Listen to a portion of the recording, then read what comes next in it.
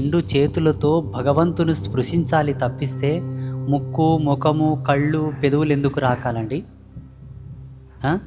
గురించి అవన్నీ రాకాల్సిన అవసరం ఉందాడా? లేదు. ఏం పిచ్చి చేష్టలు కాకపోతే భగవంతుని స్పృశించే ధర్మం ఒకటి ఉన్నది. ఆ ధర్మంతోనే భగవంతుని తాకాలి. కరస్పర్శనే ఈశ్వర ప్రసాదితం. అంతేగాని పన రాకడం, ముక్కు రాకడం, నోటితో నాకడం పిచ్చి చేష్టలు కదా. నుదురు తగిలిస్తారు. నుదురు అనగా ఆడవాళ్ళు కుంకుమ బొట్టు పెడతారు చూడండి, ఆ కుంకుమ బొట్టు ప్రదేశాన్ని తగిలిస్తారు. అది కూడా కేవలం గురుపాదములకు, గోవు యొక్క పృష్ఠభాగమునకు, లింగము యొక్క చివరి భాగానికి తగిలిస్తారు. మధ్య భాగంలో మళ్ళీ నుదురు తగలకూడదు.